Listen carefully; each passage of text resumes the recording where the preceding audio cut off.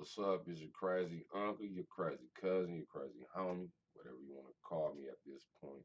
And we got lovely T20 with us again. We about to do a reaction video to this video right here. What's old boy page name, real quick? What was his page name? We want to give a shout out to Freedom Frontline. Yeah, we want to do a reaction to him. I guess they supposed to be talking about. I'm sorry, babe. I guess he supposed to be talking about the evolution of Joe Biden and Donald Trump from their political views from then to now. And the titles is say 1988. I was only 8 years old. But yeah, let's see from then to now their political views and how they evolve. Let's get straight into it.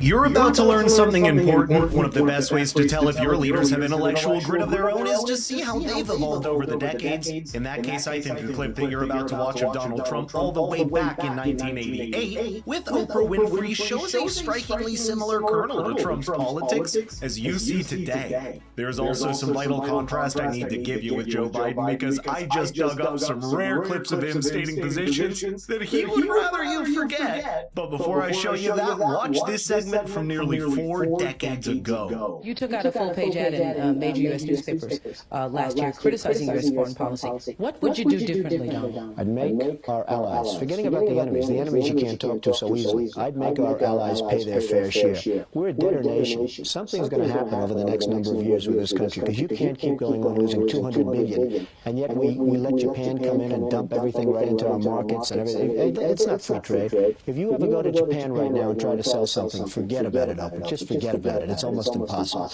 They don't have laws against it. They just make it impossible. They come over here, they sell their cars, their VCRs, they knock the hell out of our companies. And hey, I have tremendous respect for the Japanese people. I mean, you can respect somebody that's beating the hell out of you, but they are beating the hell out of this country. Kuwait, they live like kings. The poorest person in Kuwait, they live like kings. And yet they're not paying. We make it possible for them to sell their oil. Why aren't they paying us 25% of what they're making? It's a joke. And it's that theory of trade protectionism that you eventually saw part of his policy on foreign trade as president 3.5 decades later. It's really a revelation to see a connecting line between his policy positions on trade today versus when he had no political ambitions at all. But even more so than that, I think there's a core to Donald Trump as a businessman that's consistent throughout. And that's his sheer aversion to ever being ripped off one way or another. Even if his writing, you see him talk about how he treats everything like a deal, and he's always had this trait of almost being paranoid at being taken advantage of unfairly. Now, sure, it did lead to a heating up of trade wars in his regime with countries like China and France, but perhaps it's just that attitude that eventually cools things down. I think this next clip demonstrates that example perfectly. Macron, you know Macron? He's a very nice guy. Macron. And really a very nice guy. I said, Emmanuel, how are you? He said, fine. I said, I heard you're going to charge American companies 25% to do things in Mexico. Who else are you doing? Well, nobody yet, but we will do other. I said, no, but you're not going to do it, Emmanuel. You're not going to, no, Donald, it has already passed. I said, well, you better unpass it, because if you don't unpass it, you're going to pay a 100% tariff on all wines and champagnes that are shipped into the United States starting tonight. No, you cannot do that, Donald. You cannot do that. I said, I can do that. In fact, I'm just signing it right now. No. Okay, Donald, look, okay, I'm not going to charge you. We're not going to charge you. Perhaps trade wars are better than actual wars, and it's certainly interesting how a leader that's as flippant as Donald Trump can paradoxically become a deterrent on the international front.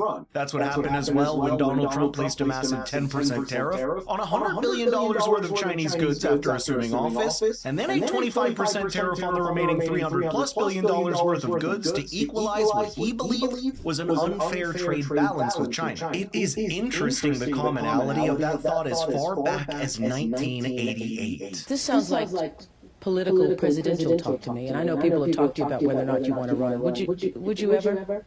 Probably not. But I do get tired of seeing the country ripped up. Why would you not? I just don't think I really have the inclination to do it. I love what I'm doing. I really like it. Also, it doesn't pay as well.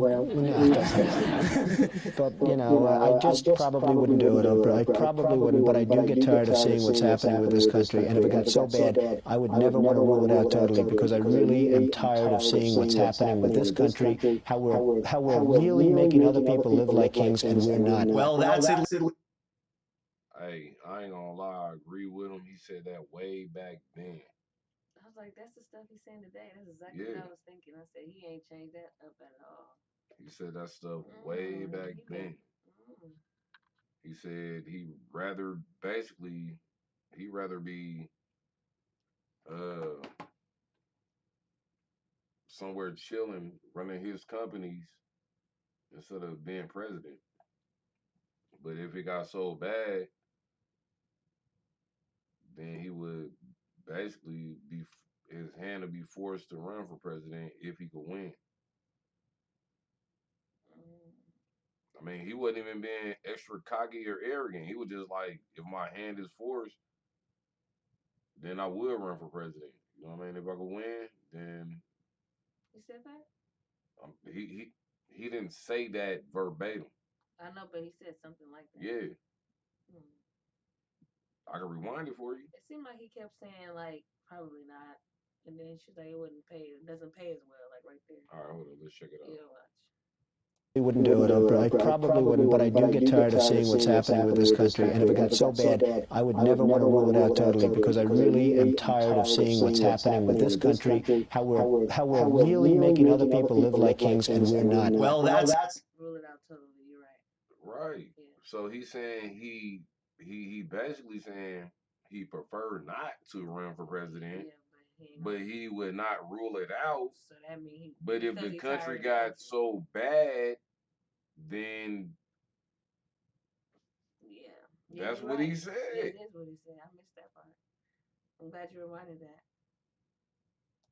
at least one thing that turned out different, and probably for the better for Donald Trump. There's 1,000 different things that can be said about him, but there's perhaps a high pride and ego about himself that translates into American pride when he's at the helm of the country.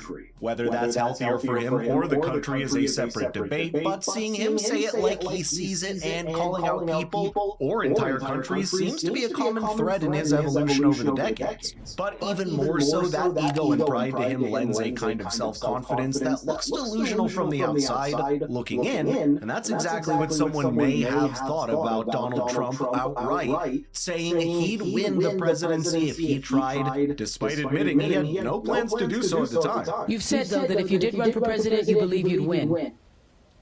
Well, I don't know. I think I'd win. I tell you what, I wouldn't go in to lose. I've never gone into losing in my life. And he won. First time.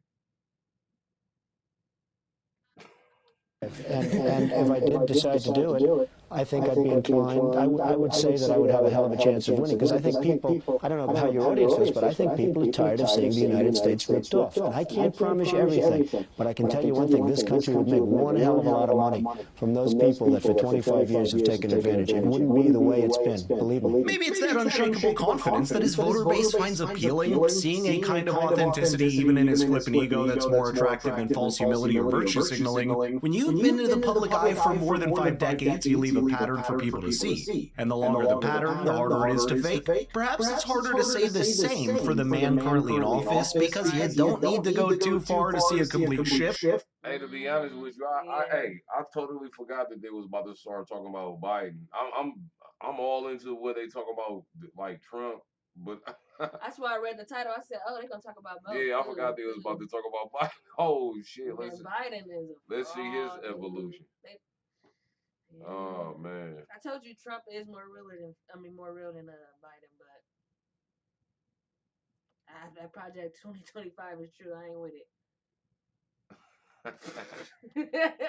in many of his policy positions in what almost seems to be led by the changing tides of larger culture. Getting on with the times is important when it impacts your own life, and that's why diversifying into precious metals with the help of Birch Gold is the best choice you can make. So click the link in the description or text the word FFIRA to 989898 to learn more. Now take this for example on Patterns of Opinion. I think it's very easy to forget what Joe Biden used to say on the issue of gay marriage in his vice presidency not too long ago, before flipping and going along with the tide of the time. We are desperately concerned about the circumstance relating to avian flu. We don't have enough vaccines. We don't have enough police officers. And we're going to debate the next 3 weeks, I'm told, gay marriage, a flag amendment, and God only knows what else.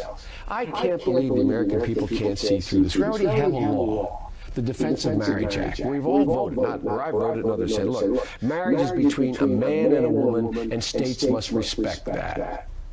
No. Whoa. Remember I was telling you that they'd be doing that? They'll be one way at one point, and then once they become like a president or something, they'll shift and be all about gay stuff, the stuff that they were against prior. Remember I was telling you about that?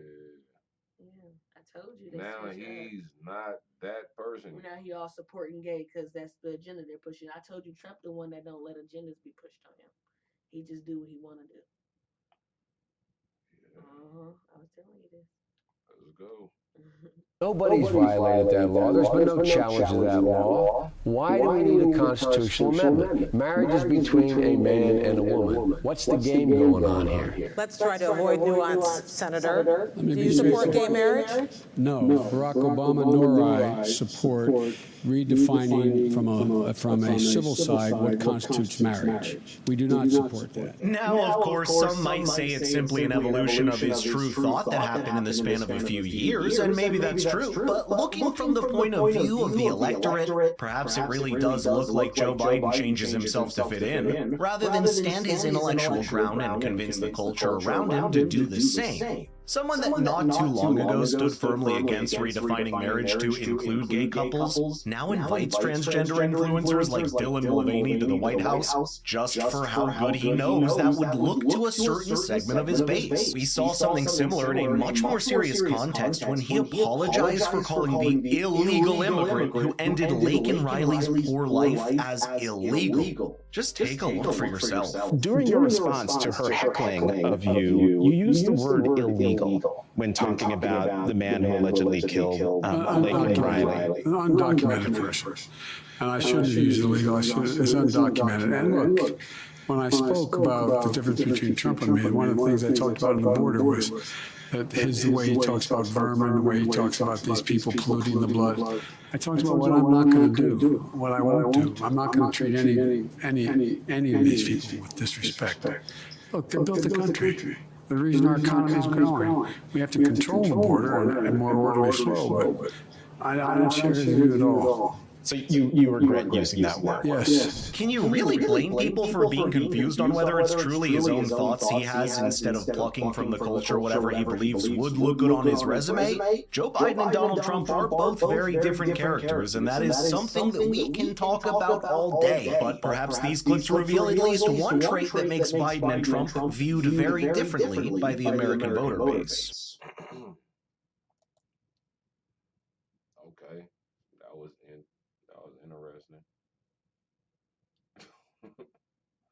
All right, well, there y'all have it. That's the end of the video. The end of the video.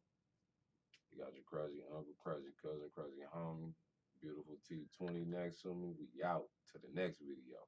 Yep. Yeah. You know what I was thinking, man?